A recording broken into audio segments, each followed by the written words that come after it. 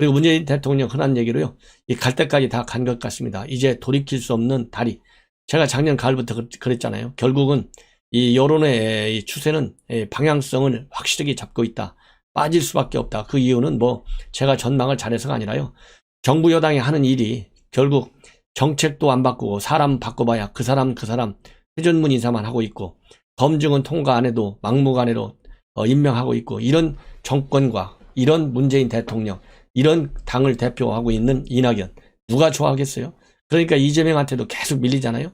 이러한 추세가 내년도까지 틀림없이 계속될 가능성이 많아요. 아무리 재난지원금 갖고 돈으로 그야말로 이 환심을 살려고 해도 우리 국민이 누굽니까? 한 번 속았으면 됐지 두 번 속겠어요? 이거는 정부 여당이 굉장히 참 우리 국민을 우습게 무시하다 보니까 이런 절벽 상황에 부딪히고 있습니다. 그래서 여론조사 지금 오늘 리얼미터가 YTN으로 정기적으로 조사하는 날이죠. 목요일 날 나왔는데요. 부정평가가 드디어 제가 보기에는 리얼미터도 참다 못 참는 것 같아요.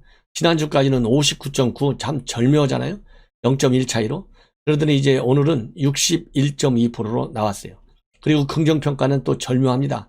딱 35.1. 야, 이거 35.1, 35.0 아래로 아마 내려가면 혹시라도 이건 뭐 그냥 막연한 추측인데 정부 용역 사업이 떨어질 것을 우려한 건지 아니면 실제로 뭐 물론 나왔겠지만은 기가 막힌 꿈의 숫자들이 나왔어요. 61.2와 35.1. 그래서 무려 26%포인트 차이로 이 긍정과 부정이 교차하고 있는데요.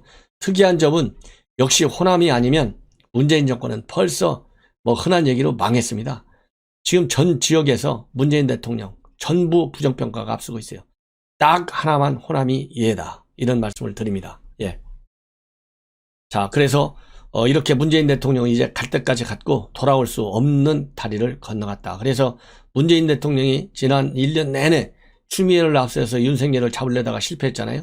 그 역풍이 지금 불고 있는 거예요. 문재인한테로, 추미애한테로 다 불고 있는데 추미애는 결국 사표를 내려고 한 것이 아니고 문재인 대통령한테 경질 당했다고 하는 것이 이제 정설로 나와 있는 거 아니에요. 그래서 문재인 대통령 말도 안 듣고 기자회견 가라 했는데 가지도 않고 바로 법무부로 돌아가고 야말로 추미애 대단한 사람입니다. 지금 현재 문바들의 지지를 등에 업고 서울시장 내놓으라고 지금 돌려대는 거나 마찬가지의 그런 형국, 소문 충분히 있는 거 아니겠어요? 예. 그리고 국민의힘 지지도가 2.1% 올라갔고 32.5, 민주당은 1.1% 하락해서 28.6. 그런데요, 제가 다시 한번 말씀드리고 싶은 것은 이렇게 문재인 대통령에 대한 부정과 긍정 평가의 편차가 계속 커지고 있으면 당에 대한 그게 지지로 연결돼야 되는데 거의 뭐 2.1%밖에 안 올라가요. 그야말로 숨쉴 틈밖에 주지 않는 정도로 안 올라가고 있는데 민주당, 이 국민의힘에서는 과연 어떤 새로운 전략을 내놔야만이 이 대대적인 지지로 이어져서 재보궐선거에서 압승할 수 있는 그런 여력을 보여주느냐. 여기에 대해서 모든 노력을 다해야 되겠다. 지혜를 짜야 되겠다. 그리고요, 서울의 경우에는 이 긍정과 이 부정의 평가가 상당합니다.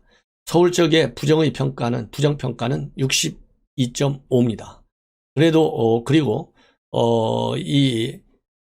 그 중에서도 특히 62.5가 잘못한다인데요. 매우 잘못한다가 51.5예요. 서울의 경우. 그리고 잘한다는 응답은 34인데 매우 잘한다는 18.9밖에 안 되고 그냥 잘하는 편이야. 이거는 15%밖에 안 돼요. 이 정도가 되면 서울에서 이 야당 후보, 야말로 국민의힘 후보가 됐든 뭐 아니면 안철수 후보가 됐든 야당에서 나오는 사람의 압도적 당선이 예견될 수도 있는데 문제는 앞으로 4월 9일까지 가는 과정에서 첫째는 분란으로 비춰지는 일, 불필요하게 싸우는 일, 논리적 이론적 근거와 이 합리적 사고에 관계없이 당리당파적 입장에서 싸우는 일, 이런 것들이 없어야 되겠고요. 두 번째로는 정말로 서울시와 부산시 발전을 위한 그런 검증된 능력과 그리고 충분히 객관성 있는 타당성 있는 그리고 미래 비전이라고 볼 수 있는 이 발전 대강, 개요, 계획, 말하자면 공약이죠. 이것을 내놔야 되겠다. 예, 이것이 과제다. 그리고요, 이 지역별로 보면은 부정평가가 60%를 거의 다 넘어가고 있는데 60%를 넘지 않는 지역은 호남 이외에 강원도와 제주가 딱 들어가 있어요. 근데 강원도가 들어가 있는 게 참 이해가 안 가네요. 제주도야 좀 뭐 떨어져 있으니까 본토하고 뭐 조금 뭐 그렇다고 쳐요. 그리고 제주 지역에 있는 분들 중에 상당수가 또 호남과 지역 연계성이 있다고 하지 않습니까? 그래서 호남의 이런 이 평가율이 영향을 줄 수 있겠죠. 근데 강원도는 보수색이 상당히 강한 지역인데 강원지사가 민주당 출신이라 그런가요? 하기야 뭐 지금 지자체장들 전부 민주당 아니겠습니까? 예. 그리고 대구 경북에서의 부정평가는 무려 79%에 달한다. 그리고 나이 연령별로도요. 40대마저서도 이제 지지율이 균열 현상을 보이고 있다. 그래서 40대 잘한다는 응답은 45.2, 못한다가 54로 뒤집어졌어요. 그래서 이걸 보면 40대마저도 부정평가가 우려해지면서 전연령대에서 부정평가가 압도하고 있다. 이걸 보면 첫째로 제가 말씀드리고 싶은 것은 더 이상 꼼수를 부리지 말아라. 그리고 문바와 과감하게 결별해라. 문바를 등에 업고 문바에 볼모가 잡힌 이상 현 정권은 문바 정권이 되는 것이고 문바가 나라를 망치는데 1등 공신이 되는, 그래서 문재인 정권의 이 파멸의 길로 이르는 1등 공신이 되는 그런 가능성이 상당히 커간다. 이렇게 생각이 됩니다. 자, 이렇게 해서요. 일단 여론조사를 말씀드리고, 그 다음에 이제 박범계, 그 다음에는 김진욱, 그 다음에 한정혜 이 세 명의 청문회가 이제 24일경에 이전에 이루어지게 되는데요. 박범계 청문회 사실상 이것도 저는 물 건너갔다. 이런 사람 스스로 자퇴해야 되는 거 아니겠어요? 자퇴해가지고 그냥 추미애 계속 법무장관으로 넘겨놓으십시오. 그래서 추미애가 정신을 좀 차렸는지 안 차렸는지 우리 국민들이 좀 확인 좀 한 다음에 내려가게 하는 게 낫지 않겠어요? 좀 더 반성의 올가미에 씌워놔야 되겠다. 추미애 때문에 이렇게 다 망하는 거 아니겠습니까? 예, 그래서 제가 보기에는 박범계 이런 비리 가지고 박범계 앉혀놓으면 박범계는 더 가관일 가능성이 많아요. 그렇기 때문에 그냥 추미애로 가라. 지금 이 보도로 나오는 거 보면 박범계가 낙마할 경우에 대비해서 추미애가 아직도 사표 안 냈다는 거 아니겠습니까? 예, 그렇기 때문에 추미애로 차라리 가는 게 낫다. 구관이 명관이라고. 그래야 싸우더라도 박범계보다는 추미애가 훨씬 더 잘 싸울 거 아니겠습니까? 윤석열하고. 예. 왜 제가 이런 말씀을 드리냐? 박범계 비리 제가 7, 8가지 의혹 나오는 거 다 얘기했잖아요. 그런데 가장 나쁜 것이 장관하면 그래도 대한민국의 이 공직자 중에서 대통령, 총리 빼놓고는 제일 높은 사람 아니겠어요? 그러면 실력 면에서도 국민들로부터 존중을 받아야 되고 인정을 받아야 되고 인품 면에서도 그래도 100%까지는 아니니까 사람이니까 그래도 70점짜리 B-학점 정도는 맞아야 되지 않겠어요? 그런데 제가 보기에는 이 박범계는 인성이 제가 보기에 아무리 많이 줘도 59점밖에 안 될 것 같아요. 그래서 학점으로 뛰면 D학점 정도 된다. C-는 맞아야 청문회라도 가죠. 그래서 이 정도 되면 그만둬라, 내려와라 이렇게 얘기하고 싶어요. 그런데 그럴 가능성은 거의 없는 것 같아요. 왜냐하면 첫째로 문재인 대통령이 장관 임명을 하는 걸 보면 청문회는 아예 거들떠 보지 않지 않습니까? 완전 무시해요. 역대 대통령 중에 최고로 무시하는 대통령이 문재인 대통령이잖아요. 예. 지금 27명째 했다는 거 아니겠습니까? 그래서 그럴 가능성은 없다. 그 다음에 박범계가 누굽니까? 박범계는 대놓고 충성 맹세하는 사람 아니에요? 그리고 대놓고 윤석열 총장한테 과거 인연과 관계없이 막 내리치는 사람 아니겠습니까? 소신이 뚜렷하지만은 그런 소신 이전에 폭언성이 체질적으로 강한 사람이에요. 아니 뭐 중고등학교 때 패싸움하고 폭력 행사했다는 거 아니겠습니까? 그렇기 때문에 이런 인품을 가진 사람이 장관이 된다. 그러면 그러잖아도 지금 장관 이름 기억하는 사람이 누가 있어요? 국민들이. 그 얘기는 되지 않을 사람들이 가지고 있으니까 국회의원 이름은 알아도 국회의원은 나쁜 짓에서도 알고 좋은 짓에도 알잖아요. 근데 장관들은 지금 보이지를 않아요. 그건 문재인 정권에서는. 특히 저도 방송하다 보면 장관 이름 외웠다고도 다 잃어버려요. 누가 누군지 몰라가지고. 예. 그래서 이런 실력과 인품 면에서 전혀 이 박범계는 장관감이 아니다. 실력은 이미 5심 판결한 거 다 나와 있지 않습니까? 예. 그리고 이 경찰관 폭행한 이 주치범한테도 폭행 당한 경찰 네가 잘못한 거지 무슨 폭행을 한 그 사람이 잘못했느냐. 구속영장 청구했는데 그거 기각했다는 사람 아니에요? 이런 판사 경력을 가진 실력을 가진 사람을 갖다가 법무장관 임명한다? 추미애보다 더 나쁜 장관이 될 가능성이 많아요. 예. 그런데 또 안 되는 결정적인 이유, 이 대통령이 그대로 갈 수밖에 없고 박범계가 버티는 이유 중에 하나는 지금 현재 법사위였는데요. 국방위로 사보임 했다. 즉 소속위원회를 바꿨어요. 이런 걸 보면 내려갈 생각이 전혀 없어요. 그리고 재산 신고한 내용을 보면 12억 6천만 원을 신고했다고 하는데 이번에는 그동안 논란이 됐던 충북 영동에 있는 대지와 임야도 전부 다 신고를 했다. 이렇게 돼 있고, 예금이 말이죠. 이 배우자가 5억 6천여만 원, 그리고 장남은 1,300, 그리고 차남은 300여만 원. 그래서 장차남의 경우에는 그냥 그저 그런데 이 배우자 예금 5억 6천만 원, 요거는 좀 따져봐야 될 것 같다. 이렇게 생각이 됩니다. 예. 그 다음에 이 박범계가요. 이 박범계는 이 표리가 부동한 사람이에요. 표리가 같지 않아요. 왜냐하면 윤석열 총장 과거에 형령 따르다가 이번에는 똑바로 앉아 고함 지르는 사람, 그리고 당신은 선택적 정의에 맨말로 매몰되어 있는 사람 막 비판했잖아요. 그런데 과거에 이 박범계 내정자가 쓴 책을 보면요, 이 검찰 개혁과 관련해서 윤석열 총장과 생각이 똑같아요. 검찰 개혁. 2008년도 1월에 출간한 자서전 내 인생의 역전, 내 인생의 선택, 이런 이 자서전을 썼는데, 그걸 보면 검찰 개혁, 그야말로 정치적인 영향을 받지 않는 정치적인 중립, 그리고 검찰의 독립성을 굉장히 강조한 걸로 보여요. 그 예로 노무현 정부에 대한 대선 자금 수사한 거, 야, 이거 획기적이다, 이렇게 평가를 하고 있고, 옛날 같으면은 지시, 간섭, 조정, 통제해가지고 계속 청와대가 검찰을 개입할 텐데 이런 걸 하나도 안 했다는 거예요. 그 바람에 노무현 수사도 제대로 할 수 있었고, 그 바람에 한나라당의 당시 차떼기 불법 정치자금 수사도 할 수 있었다. 그 바람에 안희정, 이광재 다 구속되고, 강금원, 창신섬의 회장도 구속됐다. 그리고 써낸문그룹 불법 대선 자금 받은 것도 다 이광재 구속됐다. 그래서 그 당시에 송광수 대검 총장이, 검찰총장이죠. 그 다음에 안대희 중수부장이죠. 이 팬카페까지 만들어졌다. 그래서 일약 스타가 됐다는 겁니다. 예.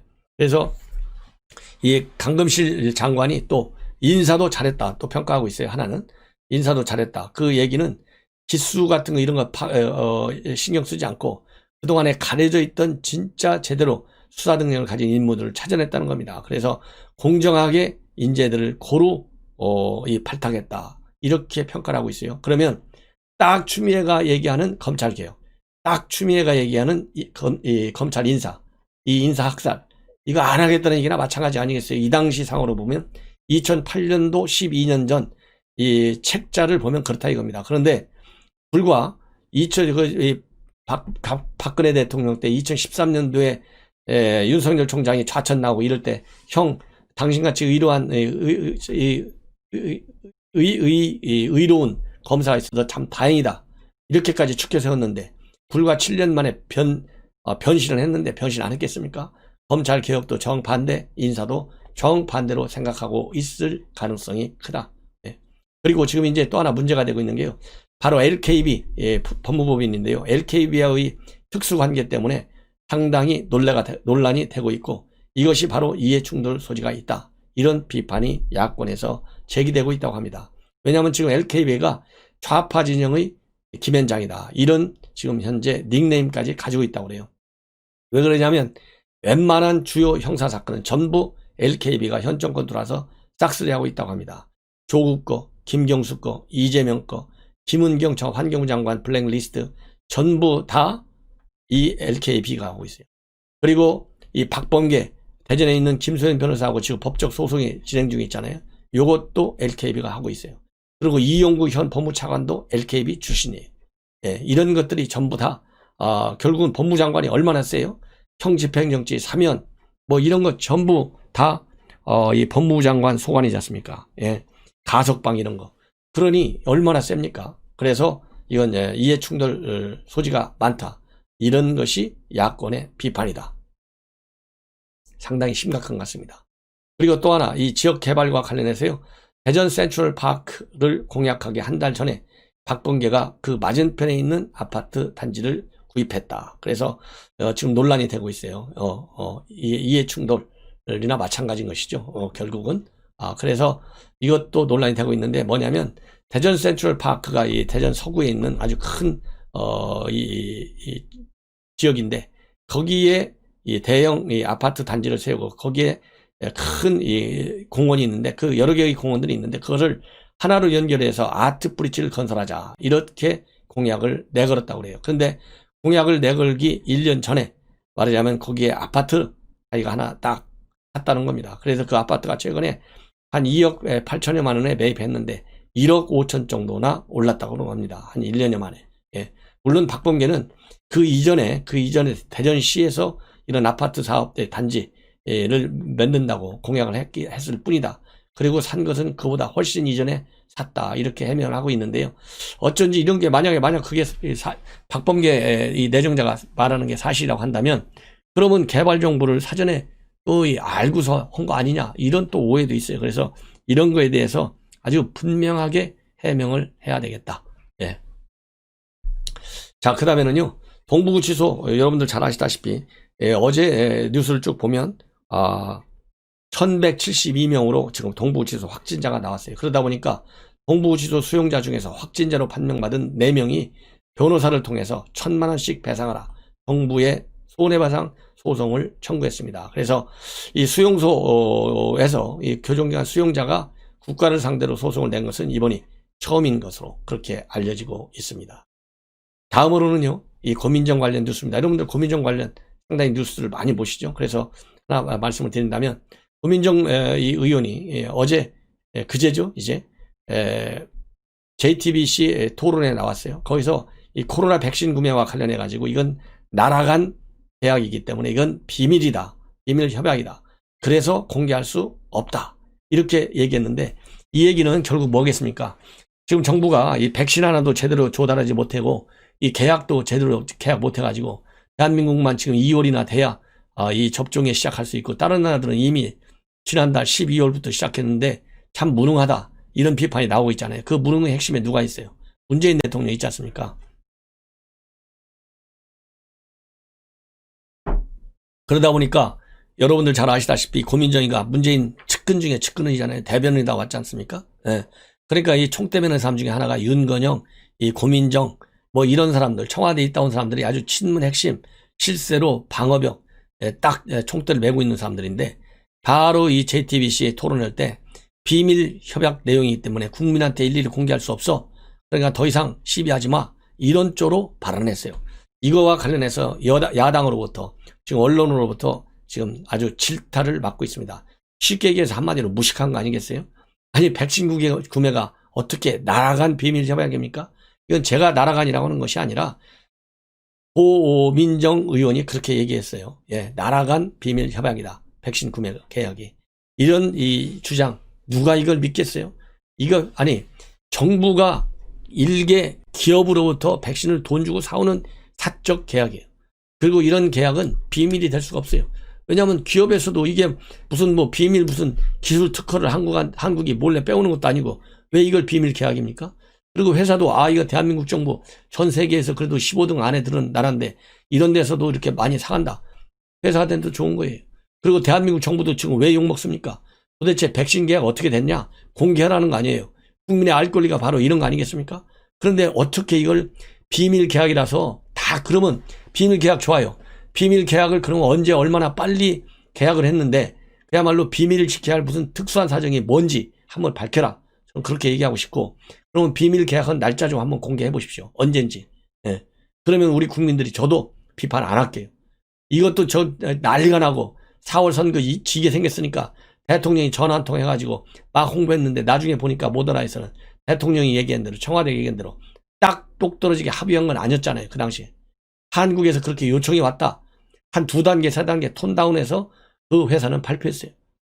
그러니까 그런 거를 커버하려고 고민정이가 얘기했는데 고민정이 이거 이 학력 얘기하고 싶지 않은데 학교도 가짜로 기록했잖아요. 모 대학 어디 저 지방에 있는 캠퍼스인데 서울에 있는 이 본 대학 캠퍼스에 다닌 것처럼 이러니까 이 얘기는요. 제가 무슨 학교 차이를 의식해서가 아니라 공부 하나도 제대로 못하다 보니까 이렇게 언론에 나오려고 한다면 저도 이거 방송 10분짜리 20분짜리 했는데요. 3시간 4시간 5시간씩 제가 공부하고 이거 방송하는 겁니다. 예.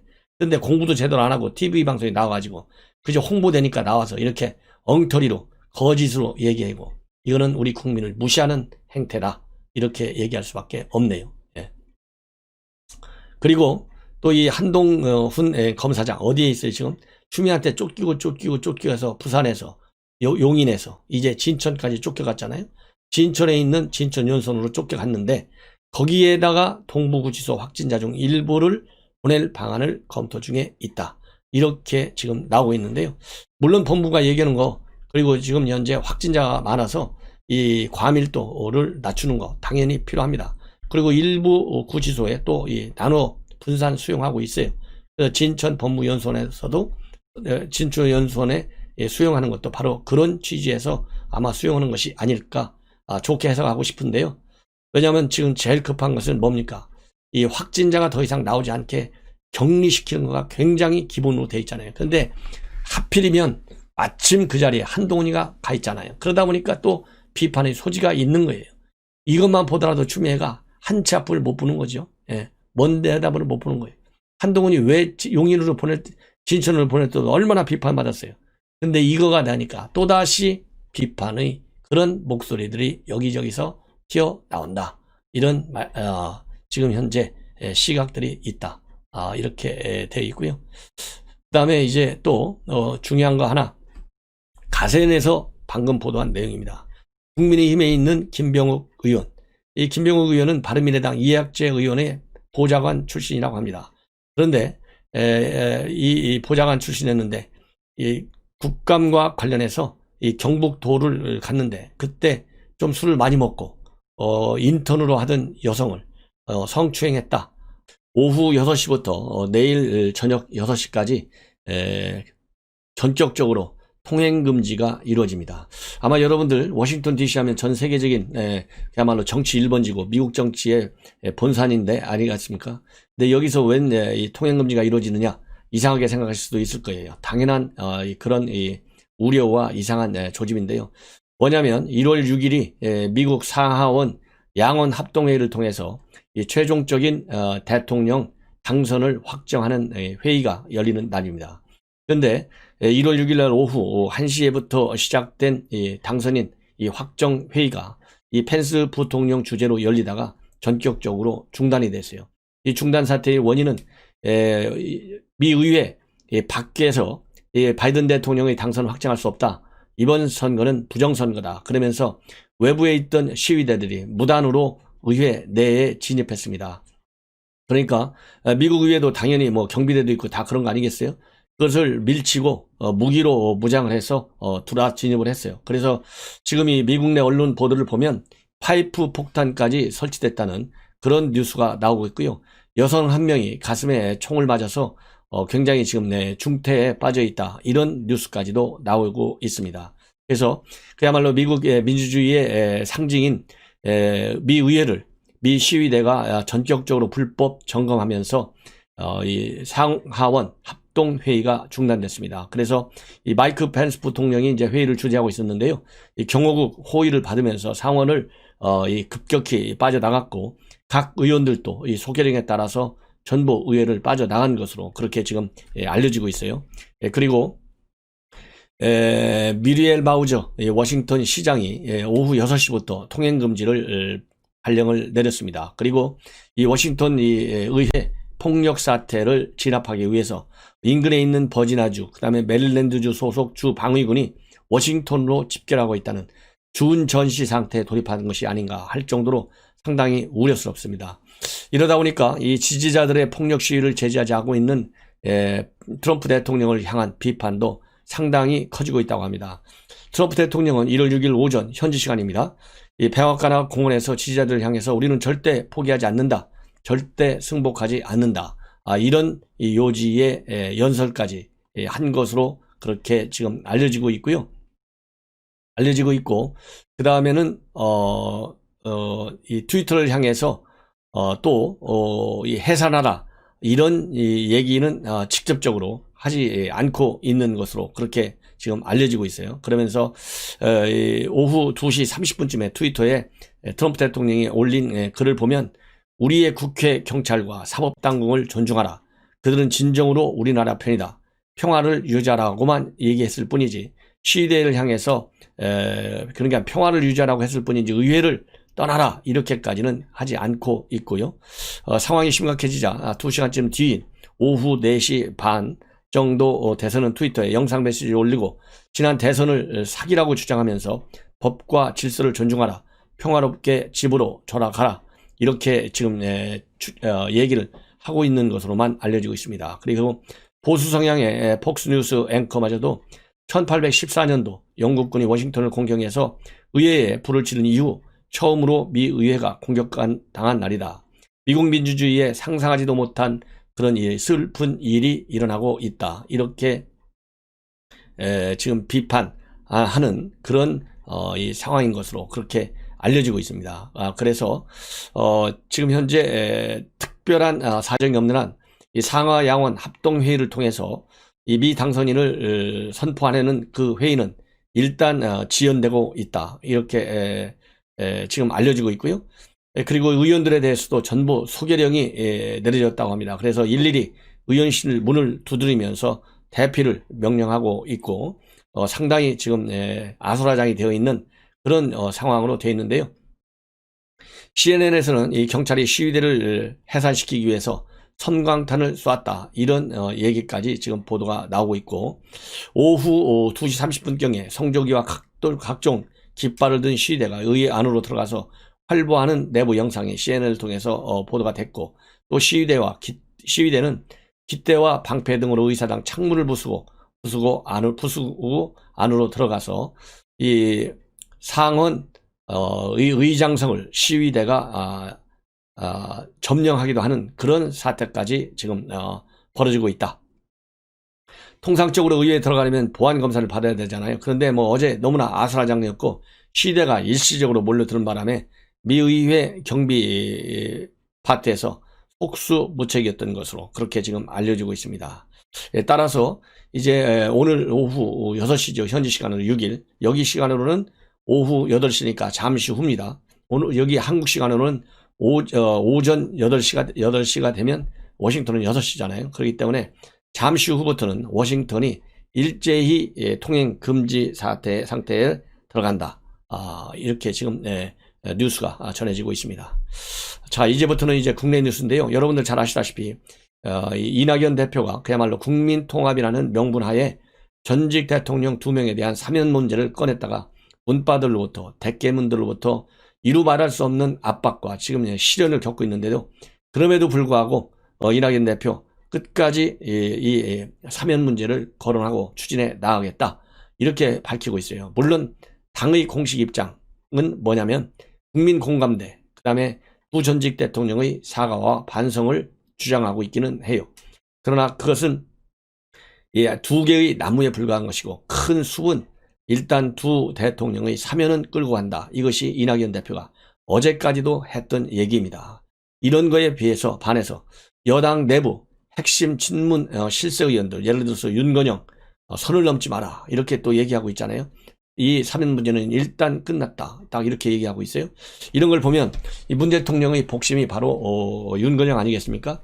그래서 청와대에서도, 그리고 문재인 대통령도 사면 문제에 관해서는 일단 선을 긋고 있는 것 같이 보이지만, 지금 여러 이 언론에서 보도하는 내용을 보면 꼭 그런 것만은 아니다. 대외적으로는 문바들의 반발이 워낙 크기 때문에, 사실 지금 문재인 대통령도 문바인데 꼼짝 못하고 있는 상황 아니겠습니까? 아예 말을 못하고 있잖아요. 그렇지만은 내면에서는 지금 현재 국민 여론의 흐름을 면밀히 주시하고 있는 징후가 여기저기서 지금 나타나고 있는 것 같아요. 그래서 여론이 조금 바뀌고, 특히 대깨문 그리고 문바들의 생각이 좀 바뀌는 그 틈을 이용해서 대통령이 치고 나올 가능성이 저는 있다고 봅니다. 그런데 지금 오늘 또 이 언론 보도를 보면 청와대가 이 사면 문제에 관해서 또 이 선별적 사면을 논의하고 있는 것 같아요. 그러니까 이 문재인 정권은 도대체 이 선별, 그다음에 순차 사퇴, 윤석열과 추미애할 때 동시 사퇴 하다가 또 순차 사퇴, 그런 것처럼 이 이명박 대통령과 박근혜 대통령도 순차 사면 아니면 선별 사면을 논의한 것 같은데요. 이것만 보더라도 이 현 문재인 정권의 특징은요, 꼼수 정권입니다. 당당하지 못한 정권, 여론에 밀리기만 하는 정권, 나라와 국민의 생명은 더 멀리하는 오로지 문바들의 세계, 백계문의 세계에 최우선적으로 역점을 두고 국정을 운영해가는 그러니까 대한민국이 이렇게 실패한 나라로 가는 거 아니겠습니까? 그래서 우리 야권이 일어서야 되는 거 아니겠어요? 그래서 전옥현의 안보 정론이 있을 필요가 있는 것 아니겠습니까? 예. 그래서 이 내용을 여러분께 말씀을 드리면, 첫 번째로 이 시각이, 청와대에서는 그렇게 얘기는 안 하지만 저 분석을 따르면 왜 이 선별사면하느냐, 이낙연 대표가 한번 꺼냈다가 슬그머니 꺼냈다가 된통 맞고 있잖아요. 지금 문바들한테, 대깨문한테. 예. 지금 그러다 보니까 대깨문한테 놀랬어요. 대깨문이 사면에 대해서 이렇게까지 반발할 줄은 꿈에도 생각을 못한 것 같아요. 아니, 이낙연 대표가 누굽니까? 이낙연 대표가 그야말로 문재인 대통령의 문화성이나 마찬가지잖아요. 예. 아직도 상하관계에 있는 거 아니겠어요? 하는 걸 보면 이런 이낙연 대표가 문재인 대통령의 사전 조율 없이 이런 얘기를 꺼내겠냐고요. 문재인 대통령을 보호해야 되기 때문에 내가 혼자 그냥 얘기한 것이다 라고만 얘기하고 있고, 선을 딱 긋고 있고, 그리고 청와대에서도 문재인 대통령에 대한 피해가 커질까 봐서, 압박이 커질까 봐서, 비판이 커질까 봐서, 그래서 지지율이 빠져서 또 레임덕이 더 심화되는가 봐서, 아니야, 우리는 그냥 지켜보고만 있어, 이낙연 대표한테 허락을 해준 게 아니야, 이렇게 지금 얘기하고 있잖아요. 그런데 이 선별사면을 논의하는 이유 중에 바로 하나가 바로 대깨문의 반대가 너무나 크다는 거예요. 첫 번째 이유가. 예. 그래서 이게 섣불리 건들면 안 된다는 겁니다. 그리고 두 번째, 흔히 얘기하는 것은 지금 이 박근혜 대통령에 대한 대법원의 최종 판결이 아직도 남아있다 이거예요. 오늘이 7일이니까 딱 일주일밖에 남지 않았어요. 그러니까 박근혜 대통령의 형 확정은 이미 예정되어 있는 거예요. 예정되어 있는 전제 하에서, 왜냐하면 대법원에서 지금 최종적으로 이제 확정을 짓지 않습니까? 14일날. 그 이후의 상황을 얘기하는데도 불구하고 말도 안 되는 대법원 형이 확정되지 않았다, 이걸 핑계 삼아서 사면 문제를 얘기할 지금 본격적 타이밍이 아니다, 이렇게 발뺌을 하고 있는 것이 청와대의 또 이 꼼수입니다. 예. 그 다음에 중요한 것은 둘 다 사면하기가 어렵다는 또 하나의 이유는 바로 뭐냐면, 두 사람의 죄질이 다르다는 게 청와대 얘기예요. 사실 이게 죄질이라고 하는 것이 그들의 용어이지, 우리 야권에서는 죄를 지었다 그렇게 보는 사람도 물론 있지만은 아닌 사람도 상당수 있지 않습니까? 근데 지금 청와대에 흘러나오는 얘기를 보면 이명박 대통령은 말하자면 개인 비리라는 겁니다. 이 다스. 그래서 이 횡령과 뇌물수수 혐의로 구속돼 있다 이거예요. 그리고 그동안에 보석, 또 형 집행정지 이런 걸 통해서 두 번씩이나 들어왔다 나갔다 했다는 겁니다. 그래서 사실상 징역형 17년은 받았지만은 실제로 지금 구속되어 있는 날짜로 맞추면 그렇게 많지 않다는 거예요. 그래서 이명박 대통령의 경우에는 굳이 대통령이 사면까지 할 필요가 없다. 법무장관이 형집행정지만 해도 그냥 풀려나는 거 아니냐. 그 형집행정지 했다가 자기네 마음에 안 들면 다시 또 구속시켜버리는 거죠. 이번에와 똑같죠. 이런 지금 계산을, 그림을 그리고 있다고 하는 것이 지금 현재 청와대의 생각이에요. 그 다음에 이제 박근혜 대통령은 이 박근혜 대통령의 경우는 국정농단 사건으로 인한 뇌물수수 혐의, 그 다음에 국정원 특활비, 요런 걸로 인해서 지금 현재 20년, 그 다음에 180억의 징역 각각, 뇌물수수, 국정농단 뇌물수수는 20년, 그 다음에 국정원 특활비는 5년, 그리고 180억의 환수, 이렇게 지금 돼 있거든요. 그렇기 때문에 이 박근혜 대통령의 경우에는 국정농단과 관련된 것이지 개인 비리가 아니다는 겁니다. 그래서 이명박은 개인 비리, 여기는 이 개인 비리가 아닌 거. 그래서 둘 다 사면할 필요는 없다. 한 사람은 법무장관한테 짐을 넘겨주는 거예요. 대통령은 박근혜만 딱 사면하는 거예요. 이러한 이 선별 사면, 여기에 지금 무게감을 두고 지금 면밀히 검토하고 있다. 이런 지금 얘기들이 나오고 있어요. 그리고 또 하나 이제 박근혜 대통령의 경우에는 지금까지 이제 1400일 정도를 복역하고 있는 것으로 그렇게 알려지고 있는데요. 이 날짜는 전두환 대통령은 750여일, 그리고 노태우 대통령의 경우에는 767일 정도의 형을 사는 것으로 그렇게 지금 되어 있습니다. 그래서 이런 여러 가지 차이점으로 인해서 한 사람만, 그러니까 박근혜 대통령만 사면하고 이명박 대통령은 법무장관한테 넘겨서 형집행정치를 통해서 일단 풀어주는 거. 근데 이렇게 될 경우는 이제 문제는 뭐냐? 국민통합이라고 한다는데 국민통합이 되겠느냐? 오히려 안 좋다. 이렇게 지금 현재 내부적으로 그런 점이 이제 마이너스 측면으로 돌아가고 오히려 야권의 반발을 더 야기할 수 있는 것이 아니냐. 왜? 이건 국민 통합한다고 말은 해놓고 정치적인 꼼수를 부리고 있다. 이런 비판을 벗어나기 어렵다는 것이죠. 거기에 고민이 있다. 이렇게 얘기가 나오고 있고요. 참고적으로 리얼미터에서 최근에 여론조사하는 걸 보면 찬반이 아주 극렬하게 지금 대립되어 있어요. 찬성은 47.7, 반대가 43%. 그래서 팽팽한 지금 여론이 팽팽하게 대립되어 있는 구도다. 그리고 이 사면과 복권이야말로 여당이 지금 이번 4월 선거를 뒤집을 수 있는 유일한 마지막 카드다라고 하는 것이 지금 정설로 되어 있습니다. 왜냐하면 이 사면이야말로 중도층까지 껴안을 수 있는 그런 아주 중요한 이 카드라는 거 아니겠어요? 더군다나 이번 데일리안이 여론조사 기관인 알렌서치를 통해서 조사한 바에 따르면 중도층이라고 하는 국민이 무려 56.8%나 됩니다. 그래서 범보수와 범진보는 42.3% 정도로 이제는 이 양쪽의 보수와 진보보다는 중도라고 하는 비율이 이제 훨씬 높아요. 56.8%. 그래서 이 과거보다 지난주보다 이 중도층이 무려 5% 정도나 높아지고 있는 것으로 그렇게 지금 알려지고 있어요. 중도 보수라고 하는 사람들은 26.3에서 27.9로 그리고 중도 진보는 25.2에서 28.9로 이렇게 늘고 있어서 중도층이 늘어나고 있는 거 이런 걸 보면 지금 여당에서 생각하는 이 사면을 통해서 중도층을 흡수하겠다는 얘기. 그 다음에 국민의힘 쪽에서도 이제는 중도층을 챙기지 않으면 선거에서 이기기 어렵다. 이런 생각들이 이렇게 여론조사를 통해서 확인이 되고 있다. 그래서 이 커지고 있는 중도층을 흡수하는 것이 굉장히 중요하다. 제가 보기에는요, 이 중도라고 하는 것은 사실 합리적 실용주의를 내세우는 계층이 바로 중도층이다. 그리고 이념적으로 본다면 전통적인 정치학적 개념에서 본다면 사실상 이 좌측은 진보고 우측은 보수가 맞다. 그래서 그런 큰 틀에서 보면 번호편의 안보정론도 이 보수에 속하는 방송임에 틀림이 없고요. 그러나 실용적이고 합리적인 측면에서 본다면 또 이 중도적인 색깔을 벗어나기도 어렵다. 이런 얘기가 되는 그런 된다. 이렇게 저는 봅니다. 자, 이제 마지막으로요. 하나만 더 말씀을 드린다면 추미애 사표를 정말 냈느냐 안 냈느냐 가지고 이 많은 뉴스들이 지금 쏟아져 나오고 있어요. 그런데 뉴스들을 쭉 종합해 보면 제가 판단컨대 추미애는 아직도 최종적으로 사직서를 제출하지 않은 것이다.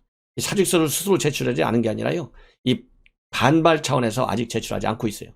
그래서 그날 지난 12월 16일 날 결재받으러 들어갔잖아요. 거기서 무려 70분간이나 대화했잖아요. 아니 윤석열 총장 징계하는 거 매일같이 청와대에서도 보도받았는데 무슨 할 얘기가 많아서 70분씩이나 하겠어요. 너 사표 내라. 아니올시다. 내가 왜 사표 냅니까? 아니 그래도 내라니까 이래저래 해서 제가 안 낸다니까요. 이런 얘기 하다가 70분 갔지 않았겠어요? 그 당시에도 제가 최초로 그런 말씀을 드렸지 않습니까? 그래서 지금 12월 16일이니까 이제 거의 뭐 한 달이 다 돼가잖아요. 지금 언론에 나오는 내용을 보면 그 당시 제가 추론했던 내용하고 거의 비슷해요. 대통령이 물러나라겠다고 합니다. 인적 개편의 필요성을 설명하면서. 그렇지만은 추 장관이 거부했다고 그래요. 그러다 보니까 이제 문재인 대통령도 열받았을 거 아니에요. 그래서 열받으니까 청와대가 아예 그만뒀다. 사의를 표명했다는 것을 기정사실화 시키기 위한 압박 차원에서 사의를 표명했다. 이렇게 발표한 거예요. 그러면서 그냥 막 아무 말도 없이 사의를 표명했다 하면 추미애 성질을 보십시오. 가만히 있을 사람이 아니잖아요. 그러니까 거기다 좀 지켜 세운 거예요. 사의 표명과 거짓 표명을 높이 평가한다. 높이 평가한다. 그리고 심사숙고해서 결론을 내리겠다. 이렇게 한 거예요. 숙고한다는 얘기는 사의 표명했는데 뭘 숙고해요. 이런 상황을 만들었는데 숙고할 필요가 있어요. 그 자리에서 사의를 수용을 해야죠. 근데 사의 수용했다는 말은 안 하고 심사숙고해서 처리하겠다 이렇게 돼 있어요. 심사숙고했다는 말 속에 추미애가 그렇게 쉽사리 딱 사의를 표명한 것이 아니고 자르려고 보니까 이게 또 반발하면 상황을 봐야 되겠다. 이 꼼수가 바로 심사숙고하겠다는 말 속에 들어가 있어요. 지금 보니까. 그래서 물러나지 않겠다고 딱 그러니까 이렇게 청와대 대변인을 통해서 발표를 했어요. 경지를 사실상 사실화 시켜버렸어요. 예. 청와대가 이제 압박 차원에서. 그래서 본래는 대통령이 못하겠다. 그러니까 바로 너 가다가 춘추관에서 직접 발표해. 이렇게까지 했는데 발표 안 하고 그냥 열받아갖고 청와대 빠져나갔다는 거 아니겠습니까? 일종의 대통령에 대한 반발이고 항명이고 불복이에요. 예. 그런데 지금까지도 사직서 제출 등 절차를 밟지 않고 있어서 청와대를 곤혹스럽게 하고 있다. 요렇게 지금 보도가 나오고 있어요. 예. 그리고 제가 누차 말씀을 드린 대로 사람이라는 생각이 사람이 한두 시간 안에 이렇게 바뀌겠어요? 더군다나 추미애 같이 아주 특이한 성격을 가진 사람이. 그래서 그날 들어가기 한 서너 시간 전까지도 권력기관 개혁 3법 브리핑을 할 때도 검찰개혁 소명을 완수할 것을 약속드린다. 요렇게까지 얘기했지 않습니까? 그런데 가자마자 나 사표 내겠어. 이게 말이나 됩니까? 그래서 그때도 대통령한테 항명한 것이고요. 또 정세균 총리한테도 항명한 것으로 그렇게 알려지고 있어요.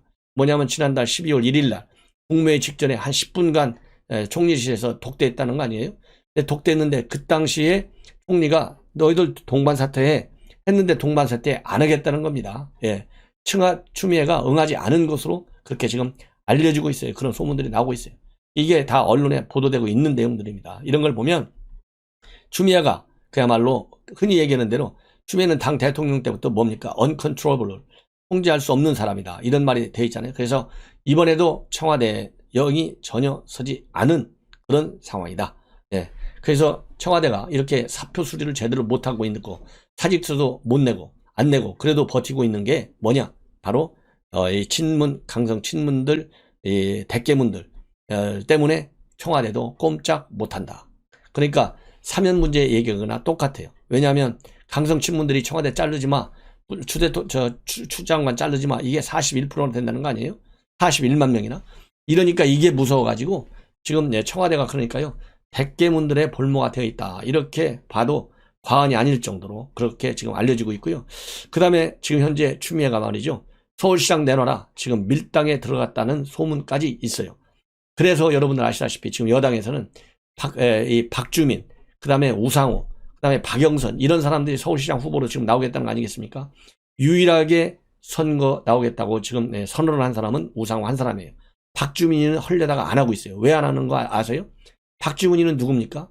문바들의 지지 때문에 나오는 거예요. 그래서 막판에 뒤집고 최고위원까지 당선됐잖아요. 그러니까 문바들이 너 빠져, 추미애 밀 거야. 그러니까 지금 박주민은 안 나오려고 한다. 이런 소문까지도 있는 거예요. 그래서 지금 박영선이는 여론 지지율 1위를 달리고 있잖아요. 여권에서. 그런데도 선언을 못해요. 그 변수가 누구냐? 추미애 때문에 그러는 거예요. 왜? 추미애가 나오면 여론에서는 박영선이가 1등이지만 여론조사의 경우 여당은 여론이 50%고 당내 당원이 50%예요. 그러니까 절대로 지는 거예요. 그래서 추미애 때문에 박영선이도 출마 선언을 못하고 있어요. 다 이렇게 해서 추미애가 지금 내 서울시장 나오겠다 이겁니다.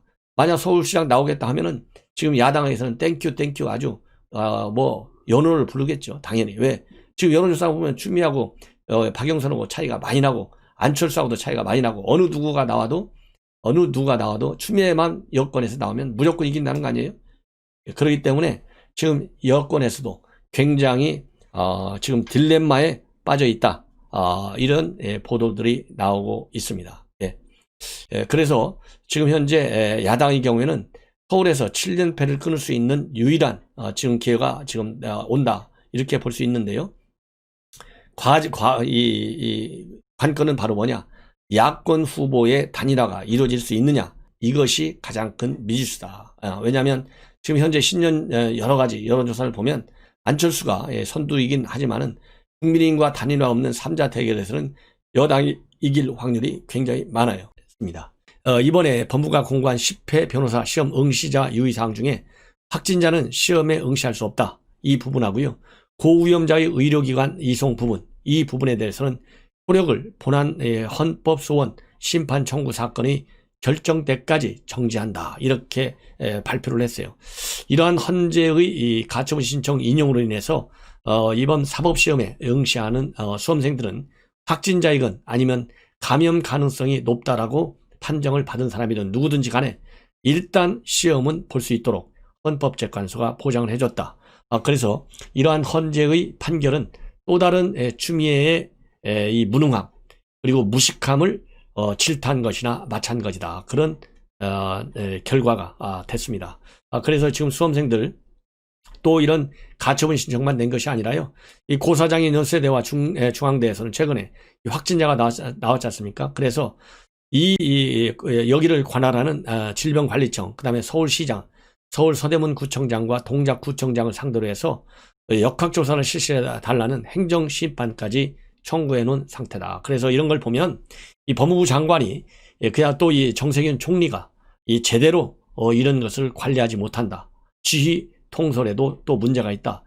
이런 또 이 비판에서 벗어나기가 어려울 것 같습니다. 자, 또 하나 사건이 있는데요. 이것은 바로 뭐냐면 이 박범계 이전에 이 얘기는 또 하나 해드리지 않을 수가 없어요. 송파구 현직 민주당 소속 의원이 천안에서 숨진 채 발견이 됐습니다.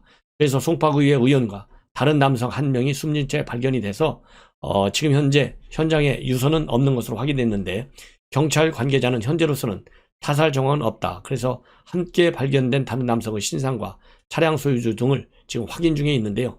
이렇게 갑자기 현직 민주당 의원이, 구의원이 자기 차량 안에서 스스로 목숨을 끊게 된 배경이 뭔지 또 이게 철저한 검찰의 수사가 이루어져야 되겠다. 이런 말씀을 드립니다.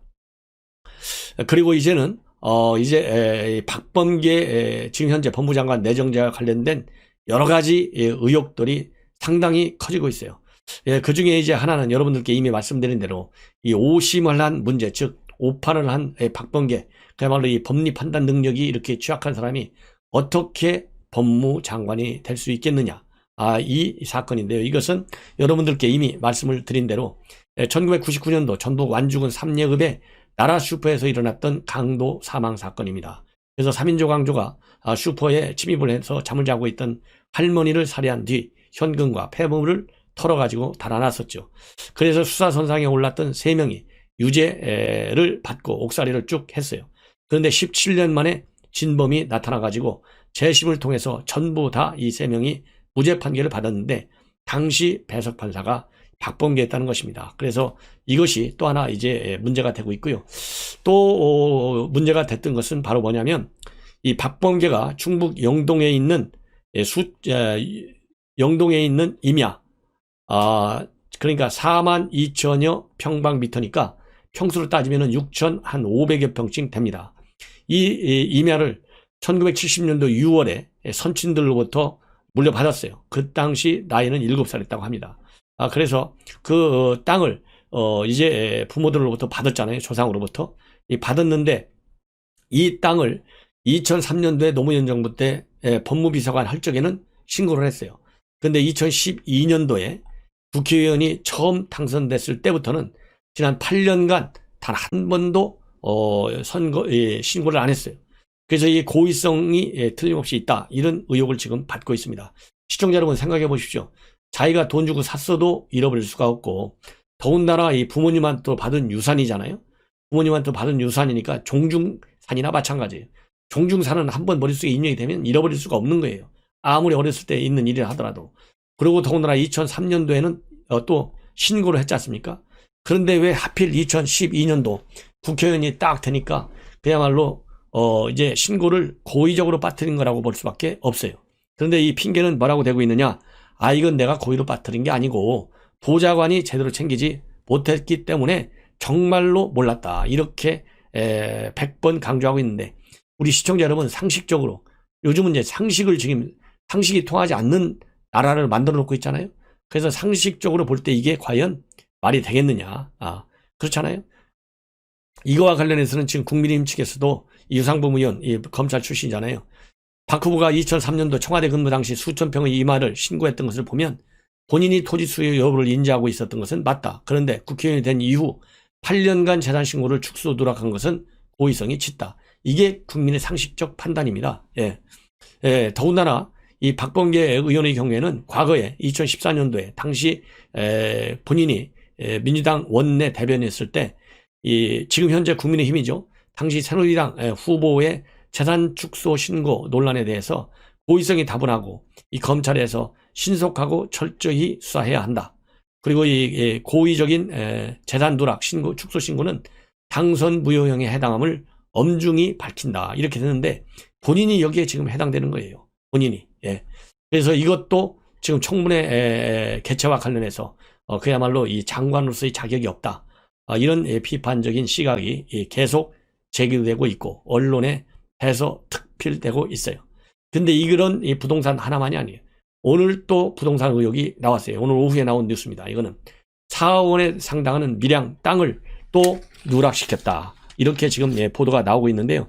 이 땅은 땅 규모는 100평 정도밖에 되지 않습니다. 밀양에 있는 이 땅은 100평 정도밖에 되지 않는 땅인데 이 가격은 지금 시가가 약 4억 정도 간다고 그래요. 그런데 이거는 이 박범계 부인이 자기 부모로부터 받은 땅인 것으로 그렇게 알려지고 있습니다. 부인이 2018년도 11월 달에 밀양시 가곡동 대지를 부모님한테 물려받았다고 그래요. 그런데 이거는 왜 신고하지 않았느냐? 이렇게 따지니까 2018년도에 자기 부모한테 물려받았잖아요. 처갓집에서 부인이. 근데 18년에 등록을 안 하고 19년도에도 등록 안 하고 2000년도 작년에 총선 직전에서야 신고했어요. 자, 이거는 아니 자기 배우자가 뭐 4천만 원짜리도 아니고 4억 원어치의 땅을 장인한테 물려받았는데 처갓집으로부터 물려받았는데 이거를 기억 못한다는 게 이게 말이나 됩니까? 이거를 총선 직전에야 뒤늦게 알고서 신고했다. 이렇게 지금 밝히고 있는데요. 이것도 18년도 19년도에 왜 신고를 안 했는지 그러다가 이제 민주당이 압승할 수 있는 분위기가 되니까 그때서야 뒤늦게 신고한 거 아니냐. 그야말로 이 박범계 권력욕이 이만저만한 사람이 아니잖아요. 그러니까 후탈이 두려워가지고 정신없이 그때서야 뒤늦게 챙긴 것이 아니겠느냐. 이런 또 비판을 받게 됐다. 이런 말씀을 드리고요. 또 이것만이 아니에요. 어느 날 갑자기 문재인 정권이 이제 1가구 1주택 공직자 하려면 되라. 이거를 작년 8월서부터 강력히 지금 추진하고 있지 않습니까? 그래서 이 부동산을 그때 박범계 측에서는 1가구 1주택 이런 정책이 뉴노멀이다.